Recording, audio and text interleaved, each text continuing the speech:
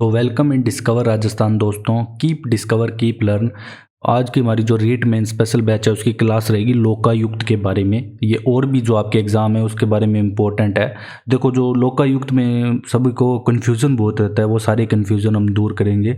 क्या इसका मतलब सीमा होती है कार्य की, किसके खिलाफ ये जांच कर सकता है, क्या होता है लोकायुक्त, हम अच्छे से जानेंगे पूरी डिटेल से लोकायुक्त के बारे में। तो आप अंत तक क्लास में बने रहें। देखो, लोकायुक्त को क्या ओम्बड्समैन भी कहते हैं। ये नौकरशाही की शक्तियों के दुरुपयोग के संबंध में, मतलब नागरिकों द्वारा की गई शिकायतों की पड़ताल का ये इसका काम होता है। अगर हम बात करें, अभी हम राजस्थान के लिए भी अच्छे से भी जानेंगे। सबसे पहले देखो, जो लोकायुक्त है ये शब्द भी स्वीडिश शब्द है। मतलब अगर आपसे पूछा जाए कि कौन सा मतलब भाषा का शब्द है, स्वीडन ने 1809 में लाया था ये लोकायुक्त का ये प्रावधान। इसके बाद क्या होता है कि एक समिति होती है एल.एम. सिंघवी, जो 1963 में ओम्बड्समैन की तरह एक लोकपाल का प्रस्ताव मतलब रखती है कि आप भारत में लोकपाल लाओ। फिर जो प्रयास चलते हैं 66 67 लास्ट तक आते आते क्या कि लोकपाल एक विधेयक पारित होता है जो 27 दिसंबर 2011 को होता है।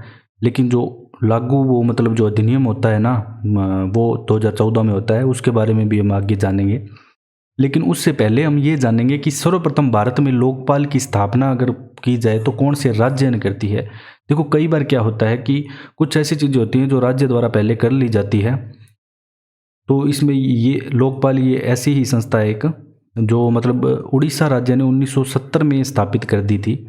अब अपने को राजस्थान का जो मोस्ट याद रखना है वो है कि राजस्थान में लोकपाल की स्थापना कब हुई, जो एग्जाम में बार बार पूछा जाता है।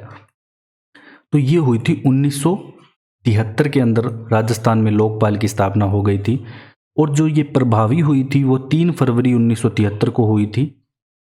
और इसे राष्ट्रपति की स्वीकृति मिली थी वो 26 मार्च 1973 को यहाँ पे मिलती है। अगली बात आती है कि एक सेकंड, कि केंद्रीय स्तर एवं राज्य स्तर पर लोकायुक्त संस्थाओं की स्थापना के लिए लोकपाल व लोकायुक्त एक अधिनियम लाया गया था 2013। वो 2014 में पारित हुआ था लोकपाल की। और अगर हम बात करें भारत के प्रथम लोकपाल, आपको याद रखना है पिनाकी चंद्र घोष भारत के प्रथम लोकपाल थे। अब देखो कि जो लोकपाल है एक सलाहकारी और संस्था है, एक सांविधिक व सलाहकारी संस्था है। ये कोई इसका अलग कोई विभाग नहीं है, ये बात आपको ध्यान रखनी है। और आगे जो क्वेश्चन पुटअप होंगे वो भी मैं आपको बताता जाऊंगा। अब आपके जो एग्जाम में क्वेश्चन पूछा जाता है, ये पूछा जाता है कि राजस्थान का लोकायुक्त व उप लोकायुक्त अधिनियम कौन सा था, तो वो 1973 था। तो ये बात आपको याद रखनी है। तो जो लोकायुक्त है ना, एक स्वतंत्र संस्थान है, इस पे किसी का वो दबाव नहीं है। और इसका जो राजस्थान का लोकायुक्त है, इसका क्षेत्राधिकार है संपूर्ण राजस्थान। अब इसके कार्य क्या है, इसके कार्य हमने जाने। देखो, अन्वेषणों में तत्परता व निष्पक्षता बनाए रखना, अधिकार क्षेत्र में जो संगठन विभाग आ रहे हैं उनकी जवाबदेही सुनिश्चित करना, अपने कार्य के निष्पादन में निपुणता बनाए रखना। अब हम बात करते हैं इसके कार्य क्षेत्र की।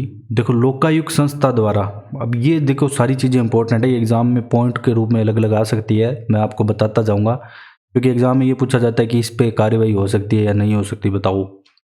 देखो, जो लोकायुक्त संस्था द्वारा है, राज्यों के मंत्रियों, सचिवों, विधानसभा अध्यक्षों, लोक सेवकों, जिला परिषद के प्रमुख व उप प्रमुख, पंचायत समिति के प्रधान उप प्रधान, पंचायत समिति के प्रधान उप प्रधान, जिला परिषद व पंचायत समिति के स्थायी समितियों के सदस्य और अध्यक्ष, नगर निगम के महापौर व उप महापौर, स्थानीय प्राधिकरण नगर परिषद होता है जो, उसके नगर पालिका व नगर न्यासों के अध्यक्ष भी, नगर पालिकाओं व नगर विकास निगम वगैरह है उनके अध्यक्ष व उपाध्यक्ष, राजकीय कंपनी निगमों व मंडलों के अध्यक्ष, अधिकारियों व कर्मचारियों के विरुद्ध शिकायत की जांच यहाँ पे की जाती है।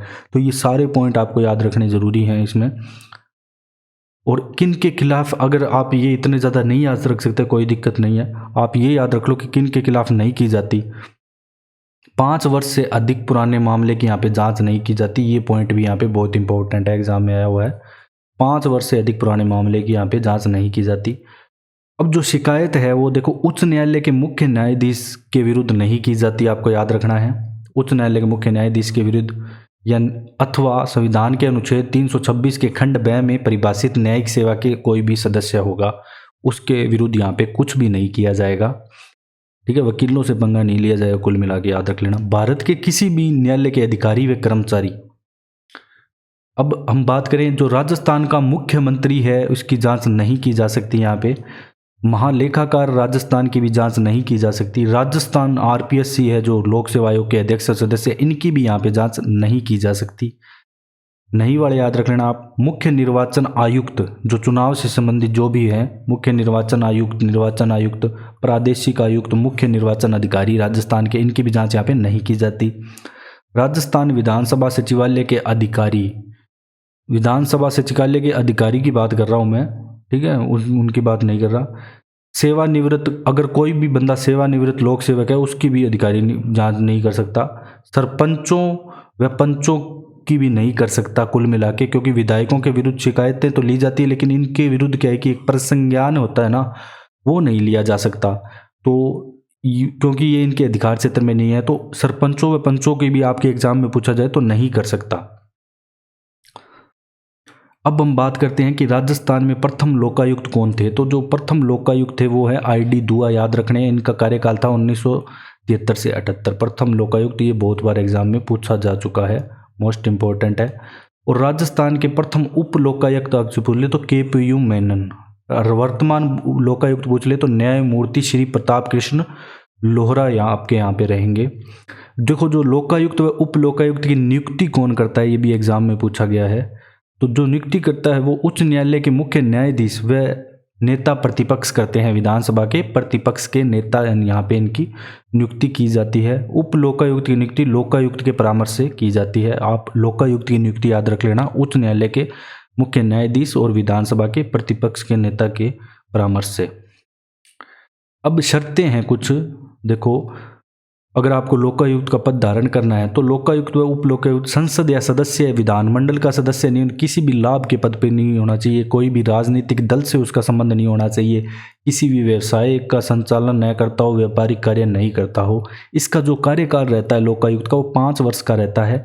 वेतन व भत्ते एग्जाम में बहुत बार पूछे जाते हैं। लोकायुक्त का वेतन व भत्ते ये उच्च न्यायालय के मुख्य न्यायाधीश के समान है और राज्यपाल द्वारा इसे हटाया जा सकता है।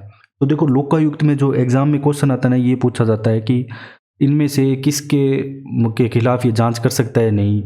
तो अपने नहीं वाले याद रख लो, मुख्यमंत्री के खिलाफ नहीं कर सकता। देखो, हमने पढ़ा जैसे मुख्यमंत्री हो गया, सेवानिवृत्त लोक सेवक हो गया, विधानसभा सचिवालय के अध्यक्ष हो गए, कर्मचारी हो गए, मुख्य निर्वाचन आयुक्त हो गए, आरपीएससी के अध्यक्ष सदस्य हो गए, इनके खिलाफ जांच नहीं कर सकता। तो ये चीज़ें आप याद रख लेना।